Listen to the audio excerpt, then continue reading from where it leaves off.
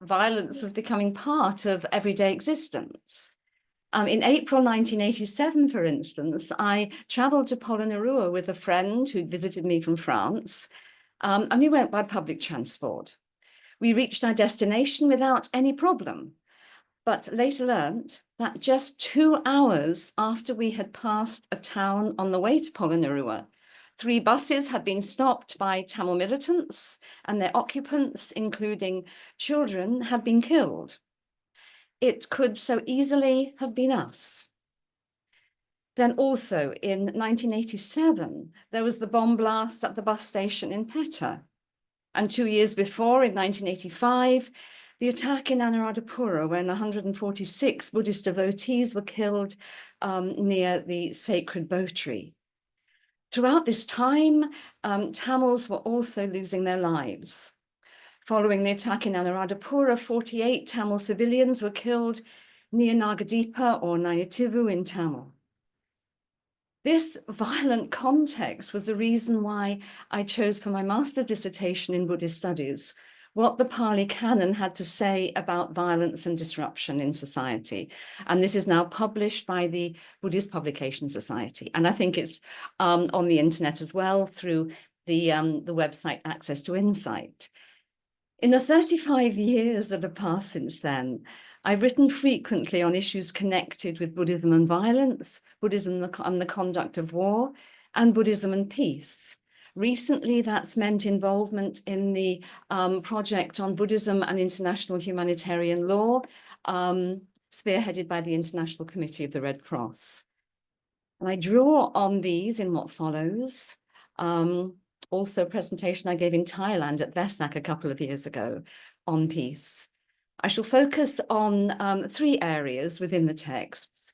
Evidence to show how aware the Buddha and the early Buddhist community were of societal violence and war, first.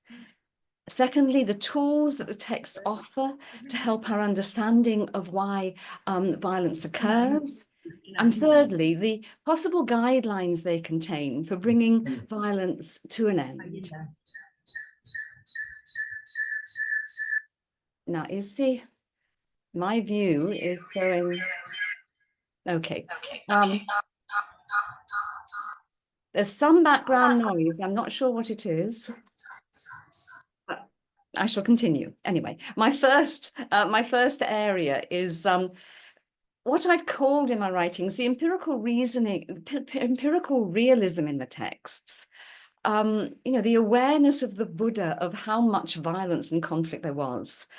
So I've argued that the conditioning context for how the Buddha presented the Dharma during his life was political and social realities in India at the Buddha's time.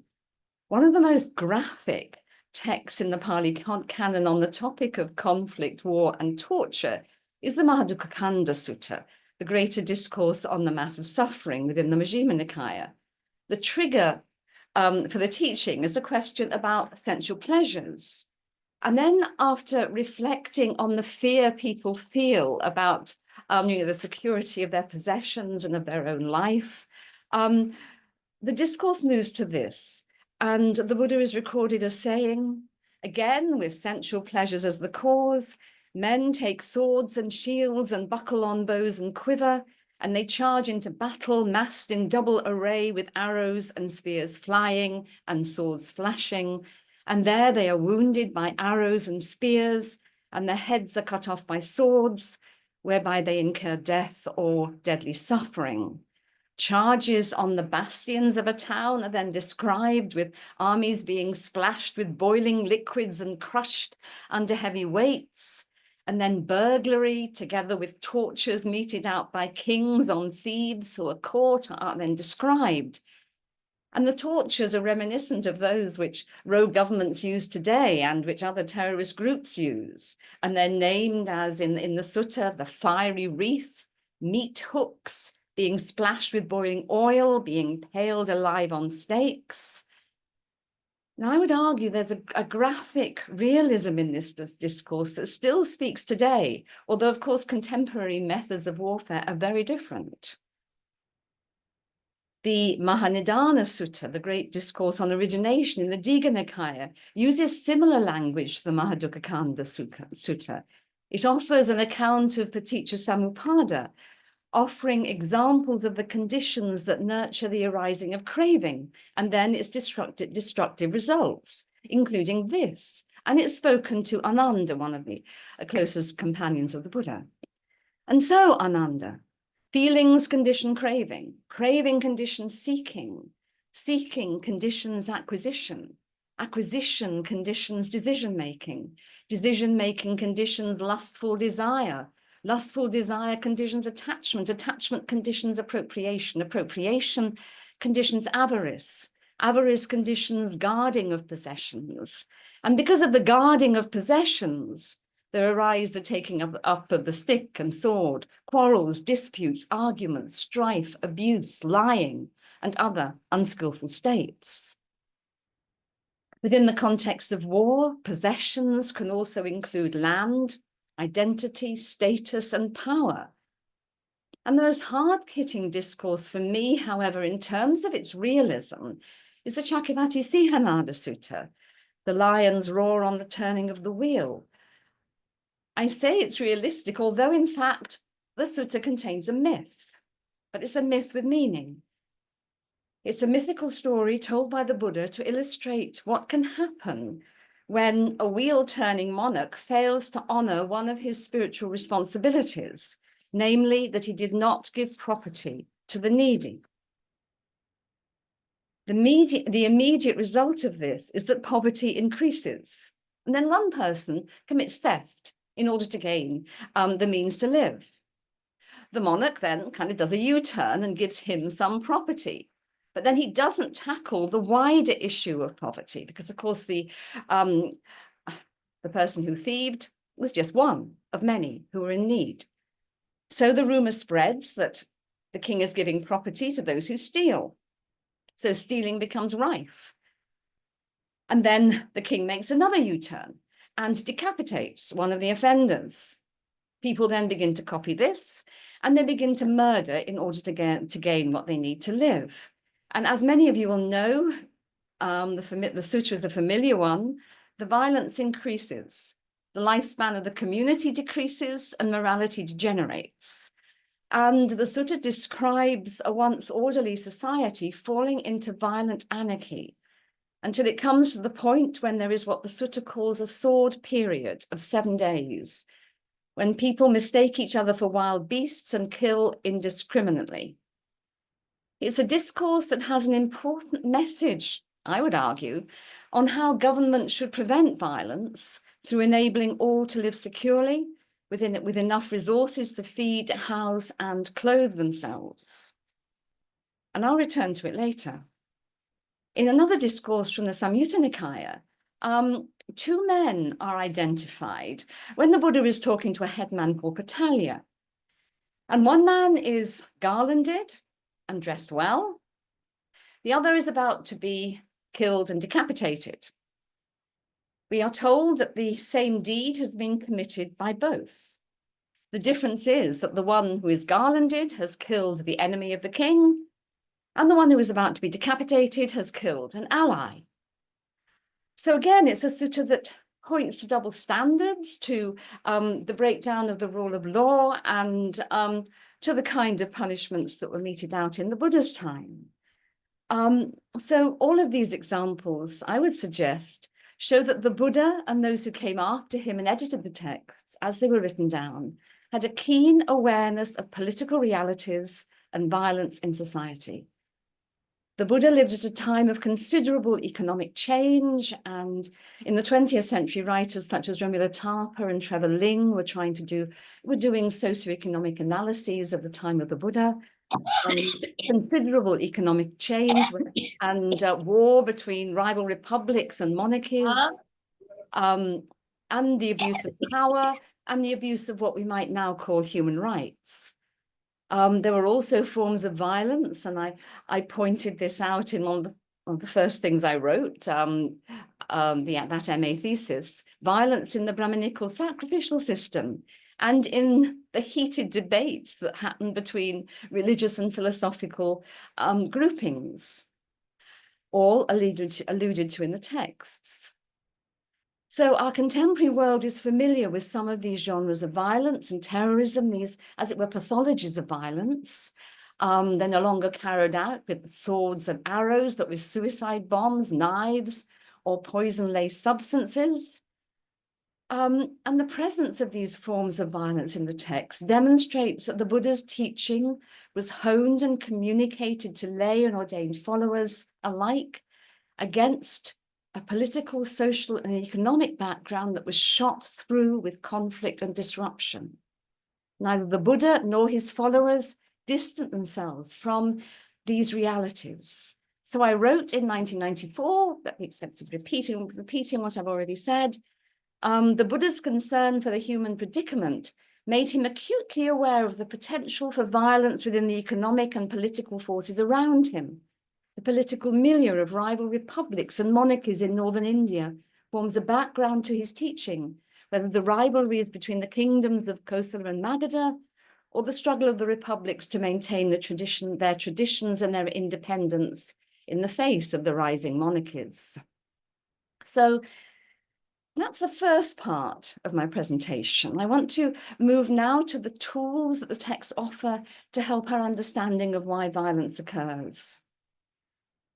Now, one popular reaction to extreme violence, whether perpetrated by an individual or a group, is how could any human being do this? How could leaders in the Third Reich in Germany under Adolf Hitler seek to exterminate all Jews and indeed kill 6 million, among them many children? How could the army in Myanmar engage in genocidal violence against the Rohingya Muslims in Rakhine State? How could a schoolboy go on a shooting rampage at his school in the United States? How can suicide bombers blow themselves and innocent women and children up?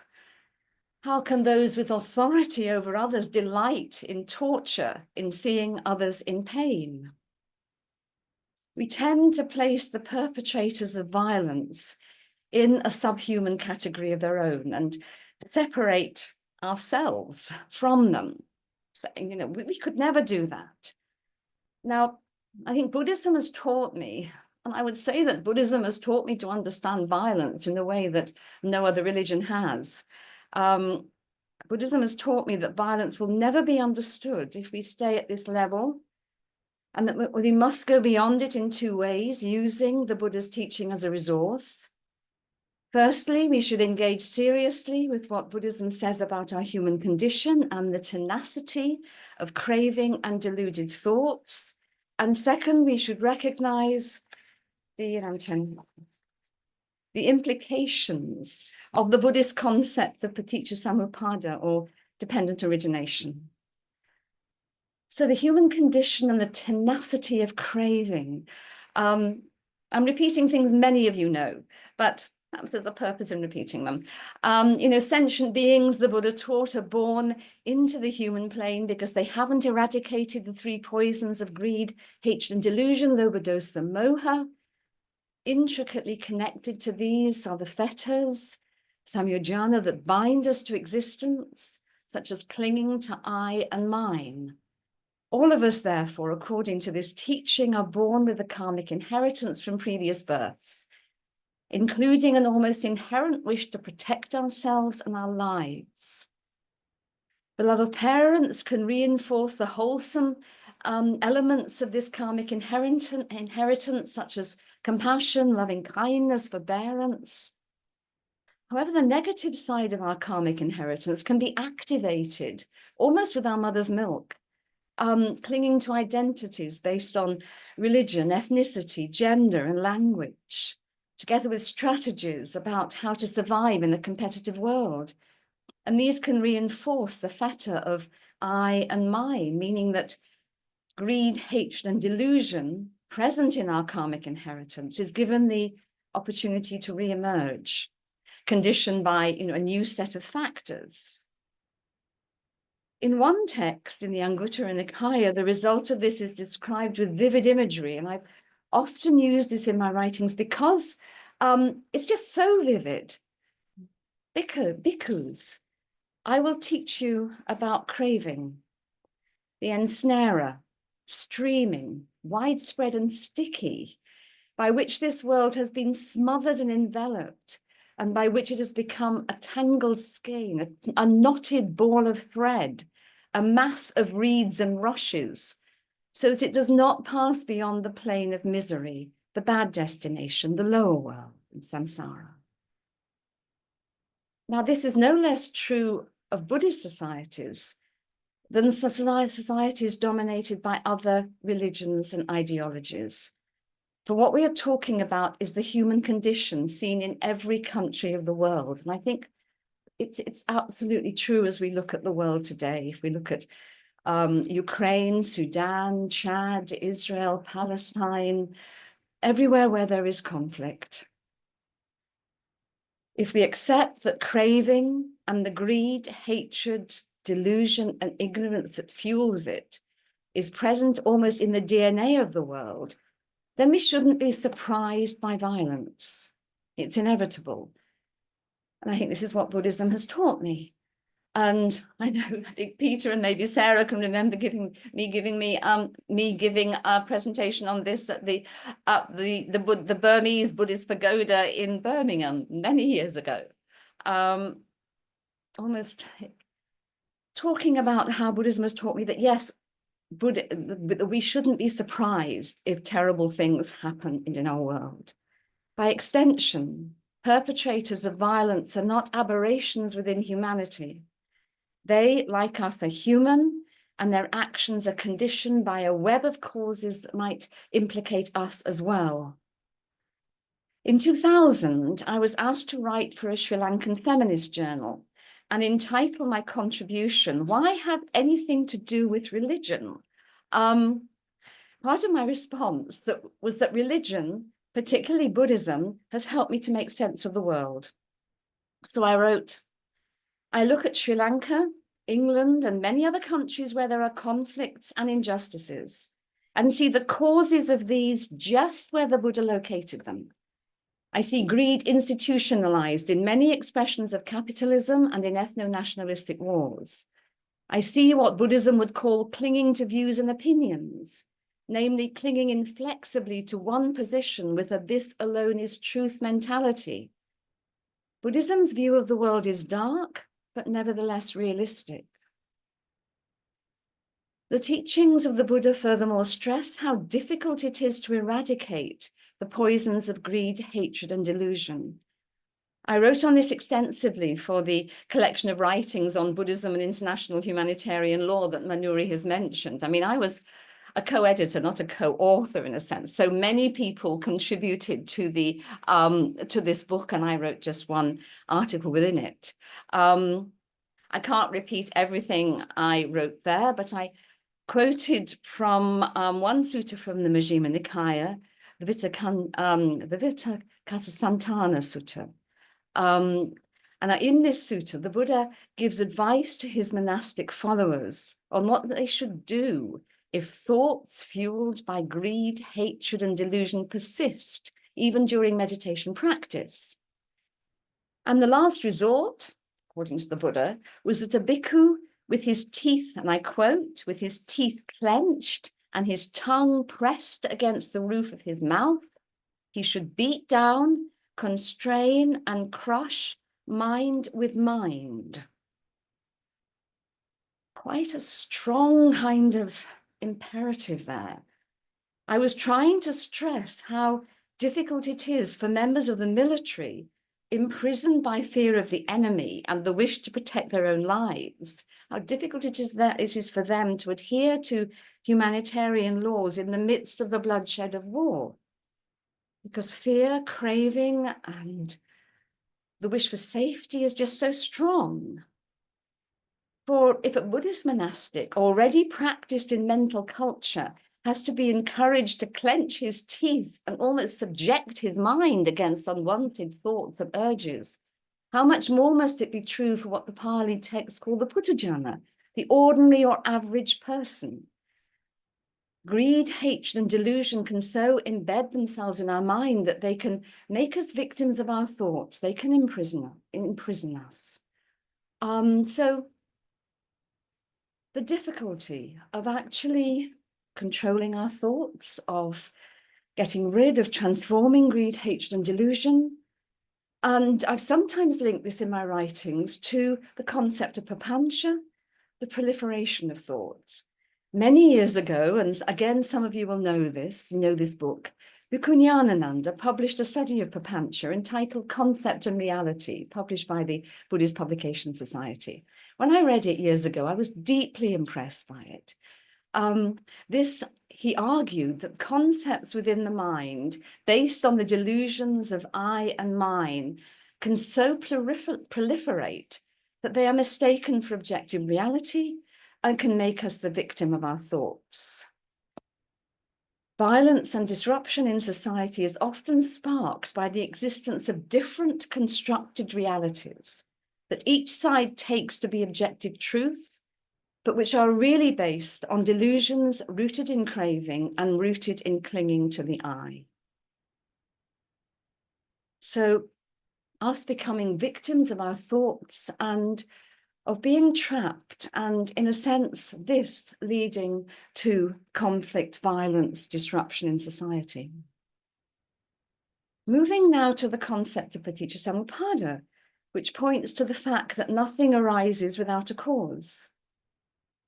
Each of us, as I've already implied, grows into adulthood influenced by a web of environmental conditions that mold how we react to external events. When I'm working with students on this topic, I often introduce them to a poem by the Vietnamese Zen master Thich Nhat Hanh, who died in January 2022. He wrote it when a 12-year-old girl drowned herself after being raped by a poor and uneducated pirate as she was trying to flee Vietnam by boat during the Vietnamese War. She was one of the Vietnamese boat people. He entitled his poem, "Please Call Me by My True Names." One verse of the poem was this: I am the 12-year-old girl, refugee on a small boat, who throws herself into the ocean after being raped by a sea pirate. And I am the pirate, my heart not yet capable of seeing and loving. Now, my students often feel offended by the poem, even horrified. How could the writer, a Buddhist monk, a Zen master, imagine that he could be a rapist? Shouldn't the rapist be condemned unequivocally? But I try to explain to them that Nhat Hanh is voicing here his realization that if he had been raised in the same circumstances as the pirate, he could have done the same thing because he hadn't experienced compassion and empathy and love in his own life. I then discussed with them the context in Vietnam at the time of the rape, one of war, poverty, impunity, and indiscriminate death. Horror then turns to understanding, or at least I hope it does, that Nhat Hanh, about what Nhat Hanh was trying to say, namely that violence always arises because of causal factors, and that until the causal factors are addressed, violence will continue to arise. I'd now like to turn to Angulimala, a serial killer in the text who will be known to everyone here. He appears, for instance, in the Angulimala Sutta in the Majjhima Nikaya and in the Theragatha, verses 866 to 891. Neither of these texts give the cause for Angulimala's violence. He is simply presented as a murderer who wore a finger from each of his victims on his body in a kind of gruesome, macabre necklace. The Buddha encountered him and used his psychic powers to shock him into realizing that there were other paths than violence. Angulimala then became a respected bhikkhu who in the Theragatha was able to say, "Gone is craving." And I'm quoting, of course, from the Theragatha. "Gone is all craving. Nowhere have I hold, guarded the gates and well controlled the sense. Of this world's misery spewing forth the root, From every poison taint, am I immune? The commentaries on these texts, however, couldn't leave the question of cause unresolved. After all, the murderous violence of an Angulimala could not have arisen from nowhere. So the Papancha Sudani, Buddhaghosa's commentary on the Majjhima Nikaya, and the narrative connected with the verses of Angulimala in the Theragatha, present him as trapped, firstly by the astrological constellation at his birth, one linked with robbery, second by the jealousy of his fellow students at Taxila University because he was an exemplary student, and thirdly, the unrealistic demand of his teacher, goaded on by the jealous students, that he should collect 1,000 human fingers of the right hand before he could graduate from the university. These commentaries suggest that by the time he met the Buddha, he only had one more finger to collect and was about to kill his mother, who had ventured out to persuade him to stop his violence. By intervening, the Buddha therefore not only saved Angulimala, but also his mother. Now, the causes outlined in these commentaries seem very far-fetched. Would a teacher ever ask a pupil to collect 1,000 fingers in order to test whether he would turn to murder, collect them from those already dead in a cemetery, or return defeated with just one finger? But what I want to point out from these commentaries is the search for causes. What happened to the narrative of Angulimala in the commentaries, I would suggest, should happen whenever we encounter conflict and violence. Terrorist movements, for instance, don't arise from a vacuum. They're caused by a web of conditioning factors. Studies of such movements have shown that those who adopt terrorist methods have often witnessed violence towards family members or who have personally experienced abuse or injustice. Some of those who have been abused become abusers of the most horrific kind. And I found this fact from a biography of Verupillai Prabhakaran, leader of the Liberation Tigers of Tamil Eelam. He became the leader, as you will know, of a force which adopted the cruelest of terrorist methods to further their aim of a separate state in the north and east of Sri Lanka. At the age of 4 years, he was deeply affected when a Hindu priest, which he had known and loved and looked up to as a mentor, was burnt to death by a Sinhala mob during anti-Tamil violence in 1958. We don't know whether this condition what he later became, but I'm sure it played a part. His experience of violence as just a boy of 4. So to my last area, the making of peace, the offering of alternatives to peace, or the offering of alternatives to violence, I should have said. Now, an appreciation of paticca samuppada should prevent Buddhists from making generalizations about situations of conflict that are not rooted in detailed contextual analysis using empirical data. For every situation of conflict, whenever there is disruption in society, whenever there is conflict even between our neighbors or between our relatives, each situation is conditioned by different factors.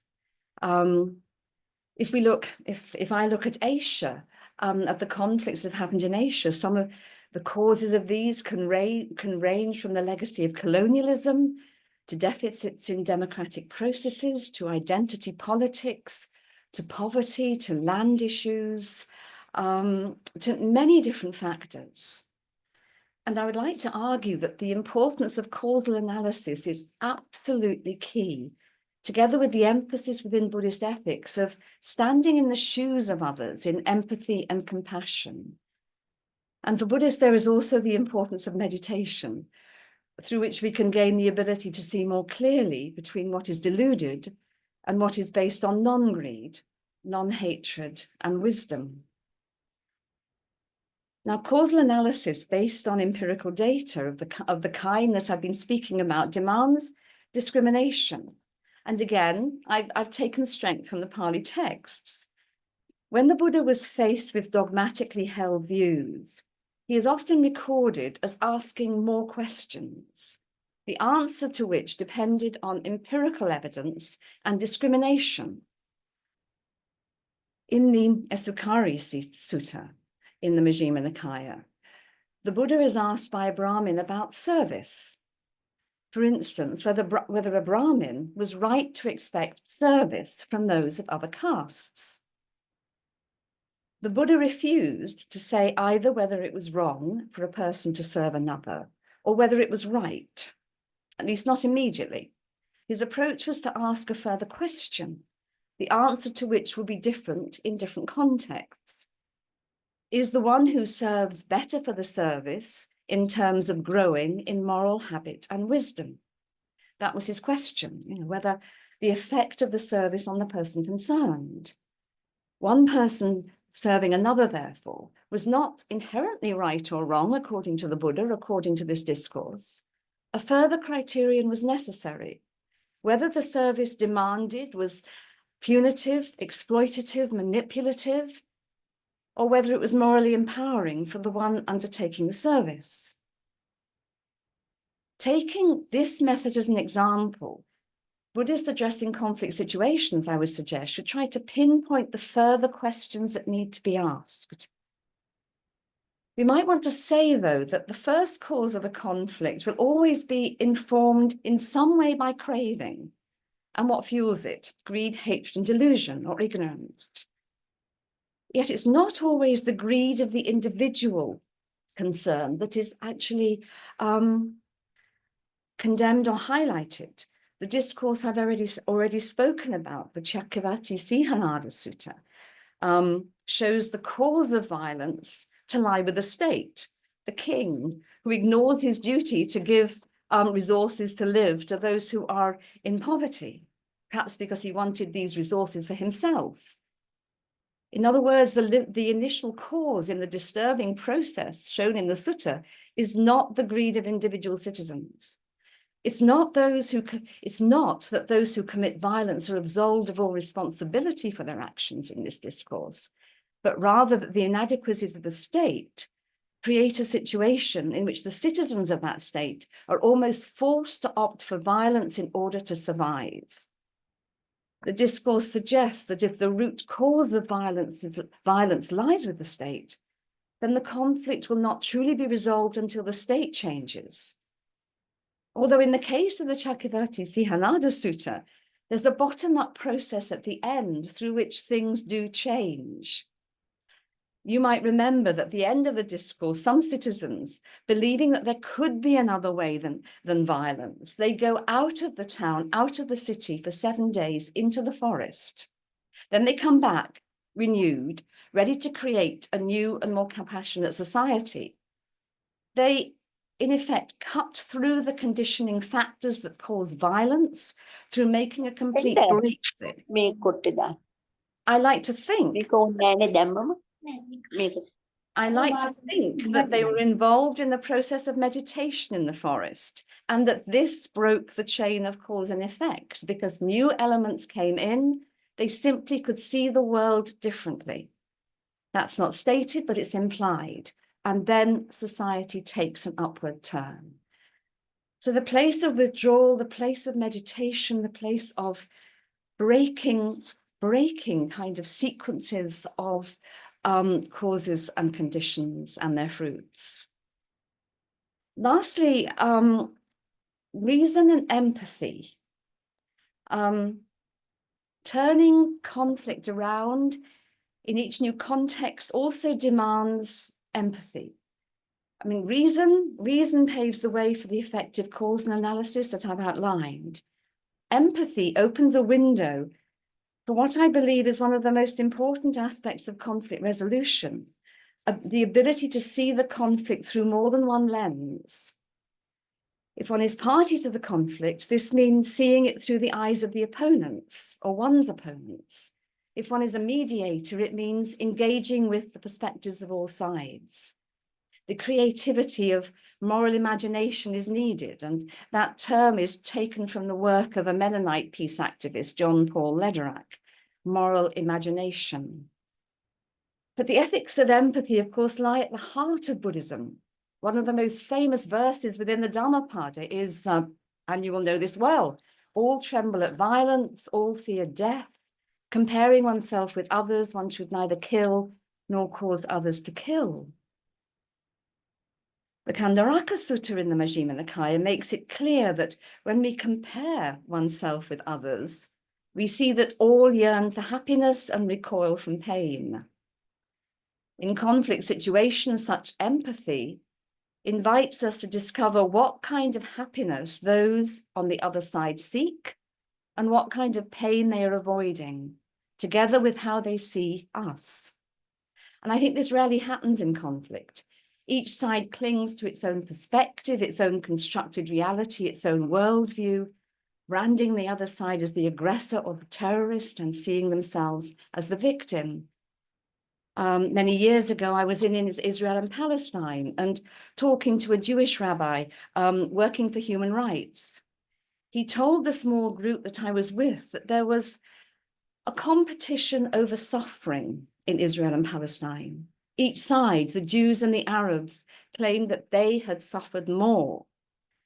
The Jews from the genocide in the West, the Holocaust and so on, and from the Intifada and the violence of that kind of created towards them, and the Arabs because of Jewish discrimination.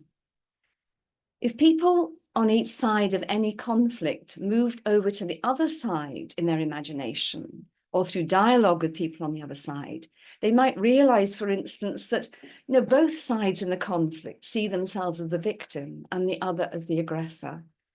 And I think that's also true of Ukraine and Russia with NATO. So empathy and moral imagination also undermine the tendency to brand one side in the conflict as evil. Flowing from this, the message that Buddhism could give the world is that judgments and retaliatory action based on symptoms rather than causes are really effective. But causal analysis and empathy are not enough on their own. If conflict is to be ended, the causes must be addressed. According to the Buddha's teaching, our own suffering and pain will not end until we eradicate greed, hatred, and delusion through transforming our mind, our feelings, our actions. Similarly, peace in our world will not come until the causes of conflict have been addressed. And I would say for Buddhists, this kind of analysis and action is best undertaken alongside the practice of mental culture. And here I'm into familiar territory for you. We were led in meditation at the beginning, and it was very good for me to just center down and take a few deep breaths before I did this presentation. Cause analysis, empathy, yes, goes alongside our own practice of mental culture. There's no time for me to address all of this now, but for me personally, through meditation, I've been able to see my own propensity for anger and resentment. Some people see me as quite calm, but I can certainly tell you, inside me, I can at times be quite angry, resentful, jealous, all of that. Meditation has helped me to see this. And I'm sure it's helped others in this kind of virtual room too. So in conclusion, and I am finishing now, I'd like to say a little about how Buddhism could present itself as an icon of peace. Now, the Buddha Rupa exudes peace, serenity, and in the eyes of some people, a withdrawal from and indifference to the world. In the West, some of you will know, people buy images of the Buddha in garden centers to bring these kind of qualities of peace and serenity into a corner of their own domestic world. And it can come as a surprise to non-Buddhists that Buddhists fight in armies and have used violence against those they have labeled terrorist. And I would want to argue that Buddhists should not encourage non-Buddhists simply to see Buddhism as about withdrawal and indifference to the world. The Buddha didn't teach that. The Buddha didn't teach his followers to remain silent when confronted what was obviously wrong or unwholesome. And I've got an example here that I'm going to skip over, but to illustrate that point. But yes, he didn't teach others to remain silent. So the Buddha, in fact, disagreed with someone who asked him, well, isn't the best person the person who doesn't speak in praise of what is good or dispraise of what is unworthy and so forth? And the Buddha completely condemns that perspective. So I think Buddhists should present Buddhism as a religion that has the tools to turn violence around through the kind of things I've been talking about. So, I've argued in this paper that Buddhism offers tools not only for the understanding of violence and its persistence in human societies, but also for its transformation. In connection to the latter, I've stressed the importance of causal analysis and empathetic engagement with all parties to a conflict. If Buddhists can be seen as people with skills in analyzing the causes of conflict and helping those involved to use their moral imagination and empathy to move over to the other side in order to work for reconciliation, then I think Buddhists can be true agents of world peace. This, I would want to suggest, is one important message of the Pali texts. It's not only about transforming our minds, it's about transforming society. And I'm going to stop there, Manuri and Venerable Olanda and all of you. Thank you very much for listening. Thank you very much for that amazing, very, very, very useful as well to us in many ways. And the story of Angulimala, however well it's known, every time you hear it, you see another aspect of it, the transformation, how kindness and forgiveness can also help. I will open the floor now to comments and questions. Can we ask Venerable Ananda Mahathero first to make a comment or question? Bhante, would you like? I was thinking about the usefulness of Buddha Dharma in the United States at this time. If you know what I mean. There is a man completely deluded, a crazy person, a dangerous person who is attacking left and right, and how, on the other hand, Buddhism is also flourishing in the United States among certain people. So I do hope that people will turn a bit more. You can't force anybody to turn to Buddhism, but when people can see the example of, what it can do, a peaceful resolution to conflicts, then that will be a very good thing.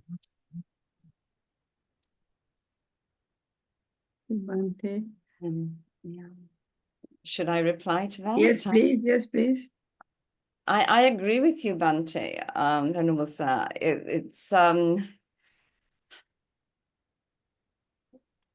I think there is a lot of fear in the United States over what will happen after January, because the president seems unable to see things from multiple sides, or to actually adopt causal analysis in terms of things such as climate change.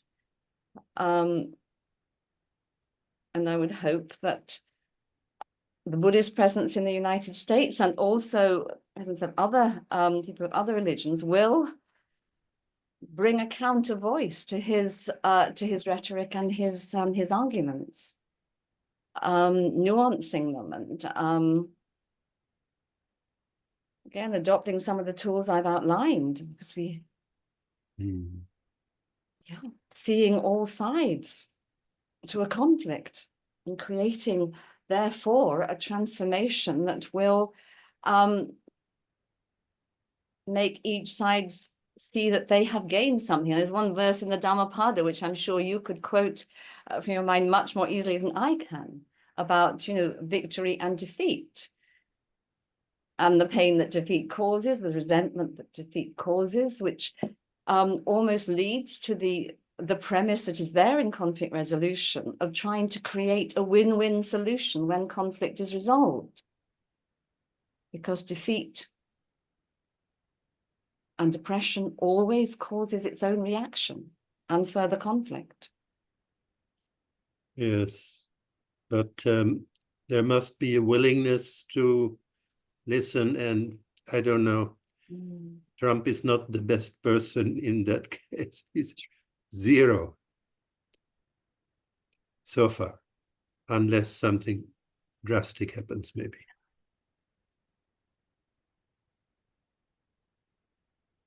Yeah, there is on chat, Dr. Harris, we have Sudanta Abekon and Dilsiri from England. An excellent analysis of violence and its causes. Many thanks, Dr. Elizabeth. And in the 21st century, these basic human instincts have not progressed very much, despite all the spiritual development. And so many others who have said absolutely beautiful talk and so forth. Kurt. And there's Rajas. Yes. Is she having a question, Rajesh? Yes, got her hand up. Oh, good. Can she unmute? She can unmute herself. Rajesh, go ahead. It's about... Rajesh Bala. Yeah. Thank you for the excellent talk, Mrs. Harris. It's brilliant. And you brought lots of subjects from 1950 onwards about the conflicts and religious background. I'm going to tell you a story. Because of the meditation, the society now 3 generations later, we are talking about the change in society. And particularly when Honorable Anand said about America, I don't want to go through it because it's frightening from January onwards. About 1958, my father told me a story. Because 1950 riots where the priest was burnt in Banabare. And in the same time, in my little village in particular, there's a little bakery, Apuhami, the Sinhalese beautiful family. And people were so friendly with each other because of the news created the young people to get mad. And they went and damaged the bakery. My father went, he said, don't do it. Because he gave you the bread and he didn't burn the priest. Because my father is a meditation person, he was with Gandhi. That generation is gone. That generation is gone. 1985, my village been surrounded, round up. If anybody, I'm a writer, I'm a medical anthropologist. If you want to read that roundup, 1985 story, how the village completely destroyed. And that is delusional or inevitability. The young men, not many of them, or only few of them may be involved in the tiger. The educated family did not, but the roundup destroyed everything. So the history of it is a poor little beautiful village, religious background, meditational background, Gandhian background, all those things suddenly gone. So whose fault is that? Political benefit or inadequacy to understand the social development and how to cater for the young generation in Sri Lanka from 1948 onwards. That's a question my father asked me when I left Sri Lanka 54 years ago. I don't know. Now I'm looking for answer. I write many, many stories about peace and tranquility in my country. Thank you for the wonderful speech. Thank you. Thank you. Thank you, Raj. Your questions are so important. And the... Come on, Hari. No, come on.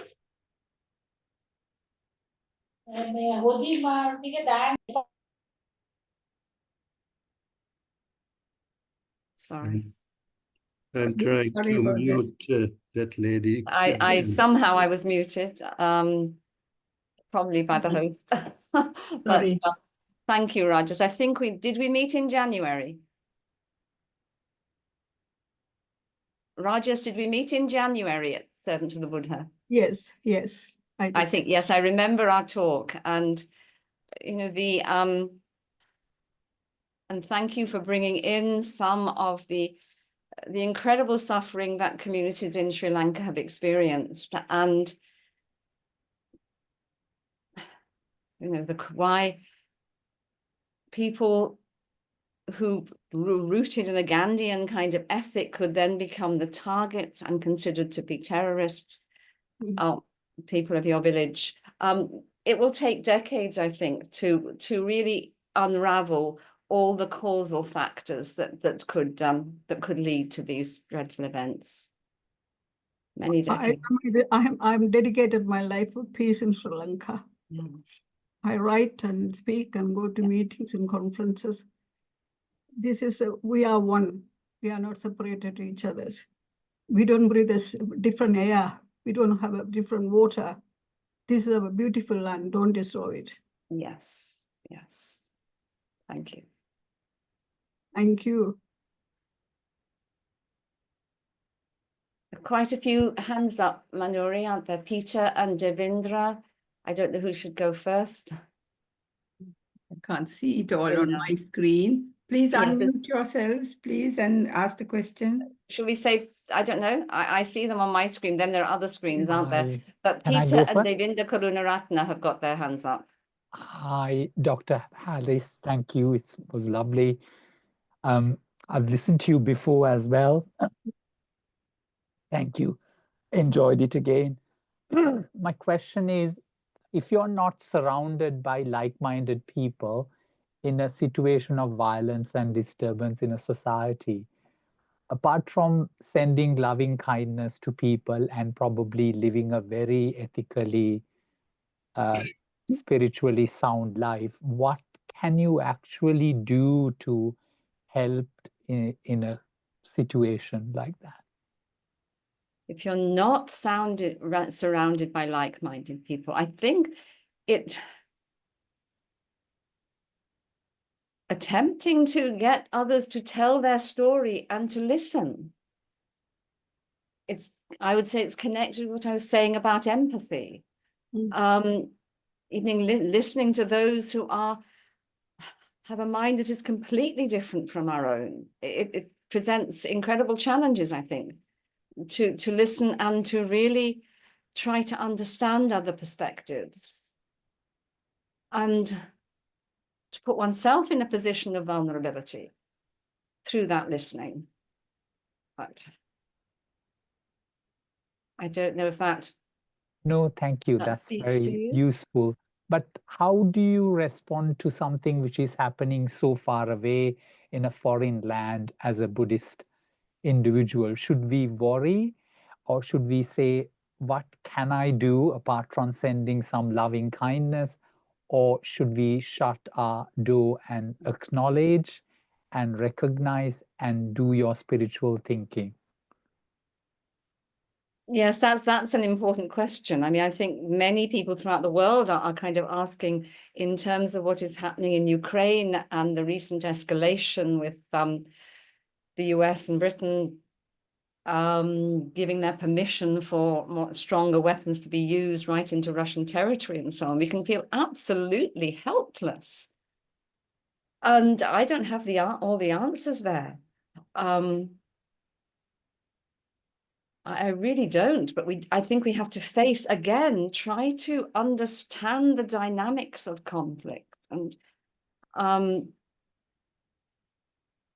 mean, what NATO, I'm on shaky territory here, but what NATO has perhaps not fully understood is that Russia, before it invaded Ukraine, was getting very nervous about how close NATO was coming to Russian borders in terms of what it wanted to do. And there was a very good article written in the Guardian at that time, trying to point that out.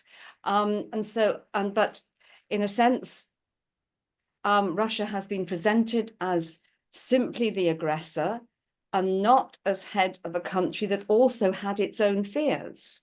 And kind of seeing other sides, trying to see all sides of a conflict, I think is important. But But we as ordinary people haven't got much say in what happens next. My Don't last have question, answers there. Dr. Harris, is have we ever had a Buddhist individual win the Nobel Prize? And the next point is, do we have people who are spiritually minded? It doesn't have to be a Buddhist, in places like the NATO, at the UN, or where they actually make very significant decision making. Do we have such thinking people who have such values? Perhaps others can help answer that question. Was the Nobel Prize given to Mahagosananda of Cambodia? I mean, he, through a very peaceful witness and leading Dharma yatras, did help to turn around some of the conflicts in Cambodia. And just through being who he was, a Buddhist monk who could go into the face of conflict and speak peace. And I'm not sure whether he actually gained a Nobel Peace Prize for that, but he also walked through the minefields, I think. Yes. Yeah. That's one of He the did. actions he did. Yeah. And I think he Aung was was the awarded. winner of have- the sorry, go on, peace. Bhante.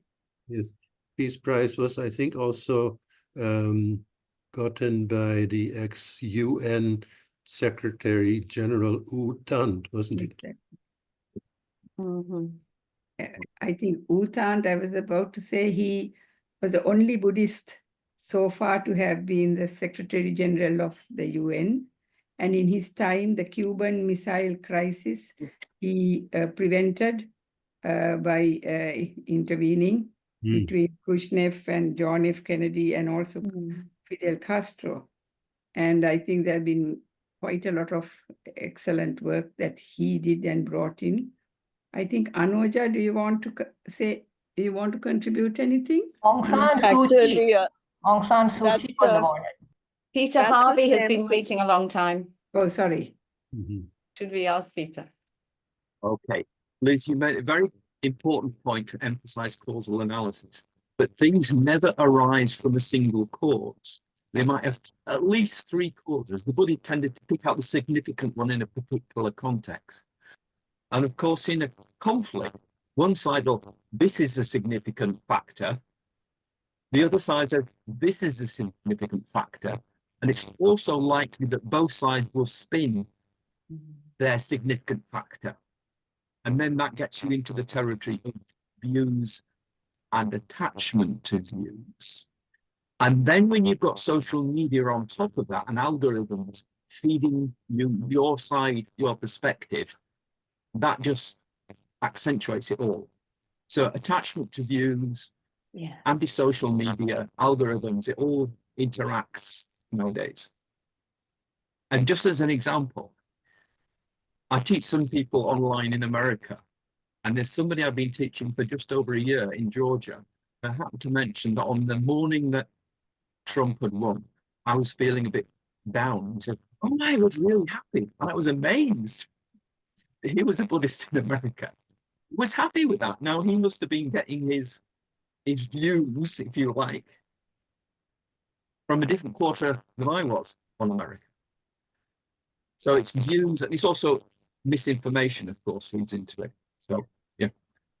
Thank you so much for adding that, Peter. I don't disagree with a single point you've made. It's absolutely yes, it complements I think it complements what I said, of course.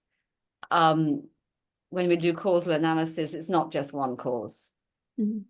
And attachment to views, attachment to one particular cause rather than seeing the other causes can cause havoc. People tend to be like that. Absolutely. We're imprisoned, yes.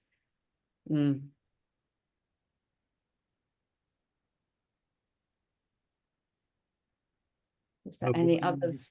Oh, there's Narada Vanasuriya with his hand up. You have to unmute. the first time I'm actually speaking at this forum, although I have listened because I consider myself an absolute novice when it comes to the Dhamma, and I really appreciate listening to all of you. And your talk was absolutely fascinating. But I just couldn't help commenting on what's going on in the world. Now, you referred more to Ukraine, but for me, I mean, the Holocaust occurred without the world seeing it. World saw it later. I mean, didn't see it. But what is going on in Gaza is happening directly in front of our eyes daily. And I can't believe how all of us, so-called civilized world, has gone on behaving as nothing is happening and just going on. So in about Trump and all, I mean, I take all the points about Trump, but Biden is no less evil, right? I mean, to me, Biden is also a war criminal along with Netanyahu, right? You see what is going on. They talk about moral equivalency, and I was listening very carefully to the perspective of each one about evil, how the other side is evil, and this thing. And I'm trying to be. I really have no side. I was really person. I mean, when I listened to the stories of the Holocaust, I was extremely sympathetic to the Jewish people who have gone through this. But seeing what is happening today, I feel it is morally also the numbers are different, not in millions. Their crimes are as evil as the crimes that they have gone through. And what shocks me is not what they are doing or what the Hamas or Palestinians are doing, but that all of us, what is this thing? We are going on with our life passively. In fact, I think someone asked, what can we do in a situation like this? I can tell you honestly what I do. I mean, I don't practice deep mindfulness, but from the age of about 20, a grand uncle of mine had taught me that when I retire to bed, that you should at least just think, reflect, maybe to conceal and reflect about the world or what is happening, reflect about the families and think nicely of people who are going through hardship. So I have practiced this, I can't say daily, but for most days. So, and I must say during the last 2 months in my practice before my family, I think of what is going on in Palestine. I just sympathize with them. That's all I can do. I have contributed a very small amount in money to one of these charities. I can't afford anything more than that. But I'm shocked that the world is behaving as if nothing is happening. And yeah, thank you so much, Narada, for raising Gaza, because Gaza, no, I haven't mentioned it very much, but it's on my mind continually as well. And I mean, and I visited Israel and Palestine a few times. There is one project that I'm involved with called the Balfour Project. One of its aims is to turn the lens on the British and to show how some of the issues that are present in Israel and Palestine now were caused by the incompetence of the British. There are a lot of very good resources. So if we're talking about causal analysis, yes, I think Netanyahu and Biden should be condemned. And what's happening in Gaza, if you look at it from the perspective of international humanitarian law, the response is completely disproportionate to the original suffering caused by Hamas. But going back further, some of the causes of what is happening was due to the British presence in Israel and Palestine, and there are a lot of very good resources on the website of the Balfour Project. Yeah. I fully agree with you. I have read on this subject. I think the British have been causal for many sufferings, including the breakup of India, which caused so much suffering, and it is causing suffering today. But I think that's history. But presently, in a so-called world where the good aspects of all religions, including Islam, is being so much touted and people are talking about it, I think we are passively Well, we are being passive. I think in the light of absolute horror, we are being passive. We are too passive. Yeah. I agree. Anybody else with any further questions? Yeah, Manori, Tarini. Yes, go on, Dharini. Thank you, Liz, for a wonderful presentation. It just strikes me listening to the conversation here that Buddhist parts of the world in Asia seem at this time to be more peaceful relatively, despite having higher rates of poverty, perhaps, than other parts of the world. And I was wondering if that has something to do with a sort of sense of polytheism that's more prominent in sort of Asiatic, in the Asian Buddhist sort of Hindu civilizational context than in the sort of more monotheistic religious milieus. Hello? An interest. Hello? Dharini, thank you for that. I heard it. You broke up a little bit, and it's good to see your face. Is Dharini present? Yes, because you said you might be. Polytheism and monotheism, that's an important one as well. This is just a thought. In monotheistic religions, and some of you will know, I'm also close to Christianity, brought up as a Christian, but monotheism, does it invite more attachment, more clinging to views? Oh. It's an open question. I don't know. The recent book that you helped to edit on multi-religiosity in Sri Lanka kind of looks a little at these questions, doesn't it? A kind of religion in which there are, yes, and even in Buddhism in Sri Lanka, underneath the veneration to the Buddha, there is the worship of a multiplicity of celestial beings for mundane blessings and so on, and multi-religious sites that enable this. It's an interesting question, and yes, I would point people towards the book that you've edited with Mark Whitaker and I can't remember the other person. Yeah, I'm looking forward to your review. So it's an important question, I think. I think there are also conflicts in Asia that are still present. For instance, in discrimination against Muslims in Myanmar and Thailand and China, yes, indeed, in China, the Uyghurs. So, but on the scale of things, given the huge populations of Asia, it just seems, I don't know, that there's much relatively, despite the poverty, given all the huge populations, that there seems to be more tolerance of diversity and a willingness to accept that this kind of liberal human rights, narrative that has been promoted by the West has not really worked in some sense. So, and we are in a way moving to a multipolar world, and multi-religiosity kind of helps that process now, perhaps. I mean, suggestion.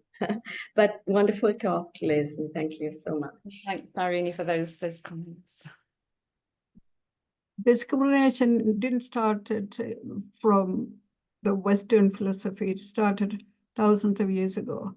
The discrimination against the Buddhists in India created the havoc. They eliminated the Buddhists from India. So they went to Southeast Asia.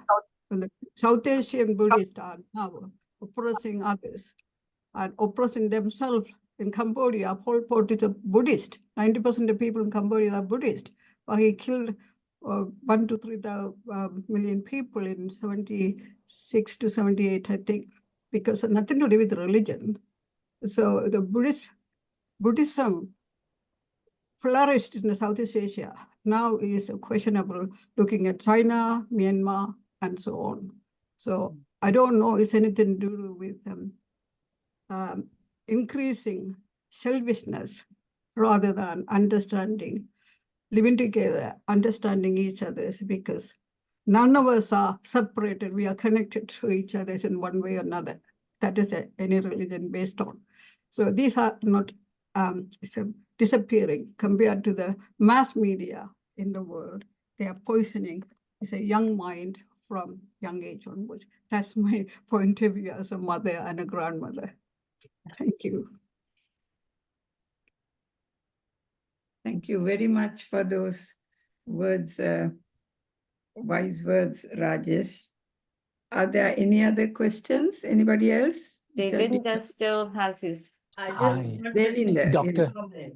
Yes, go ahead. Dr. Harris, I have another question from you.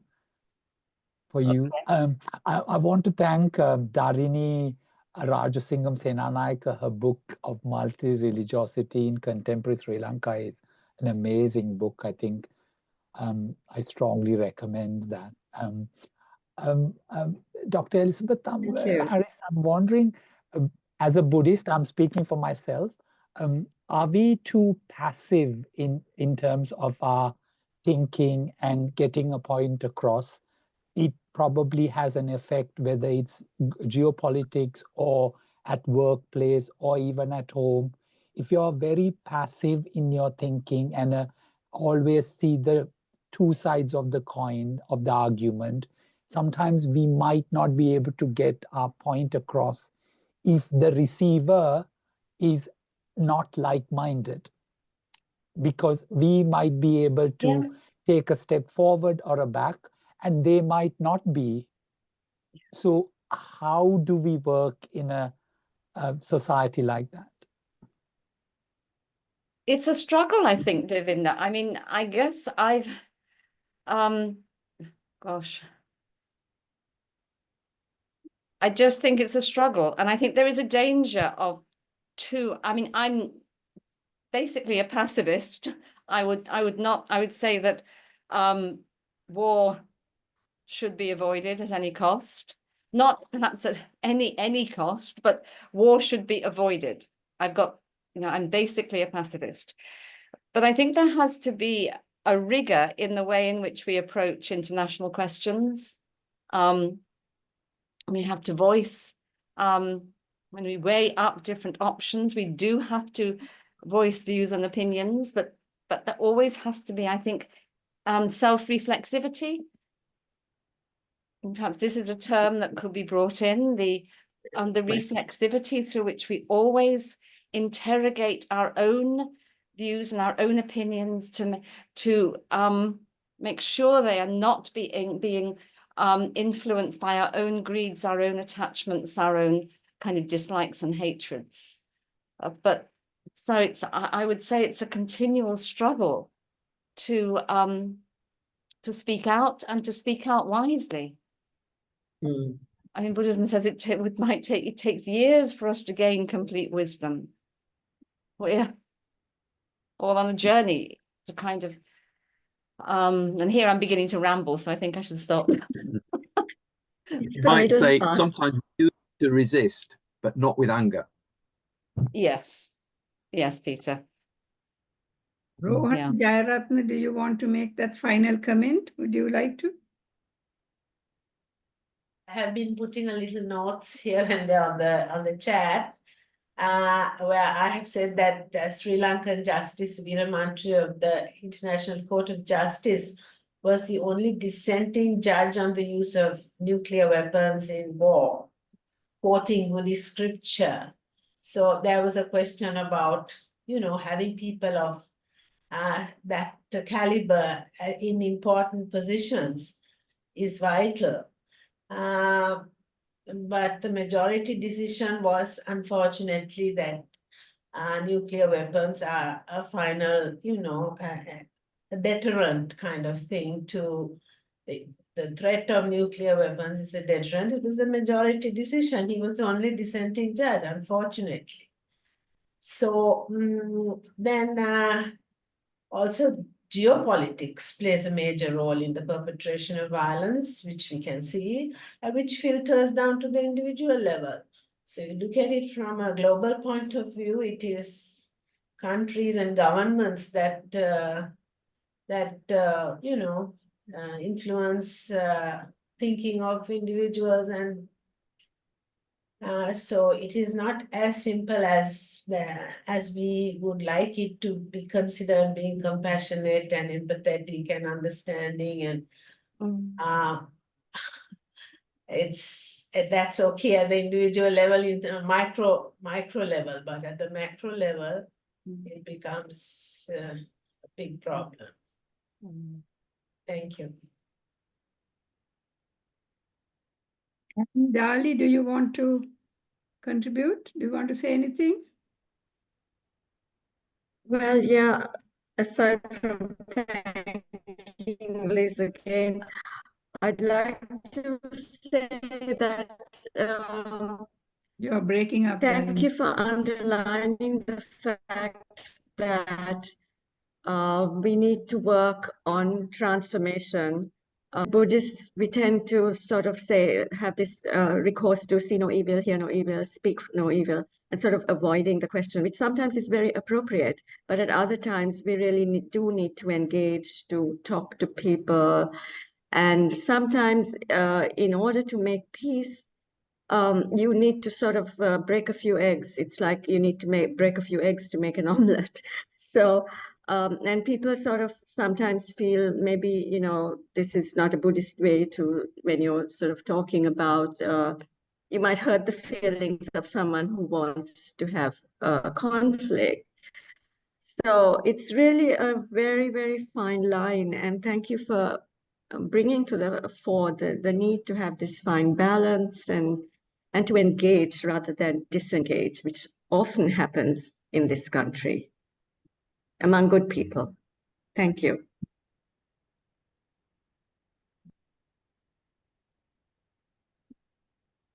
I think that has been a very wonderful, brilliant talk and a very interesting and useful discussion that followed, very lively discussion. So with that, I think now it's time to end. Thank you very, very much, Dr. Harris, for having, made such a brilliant talk.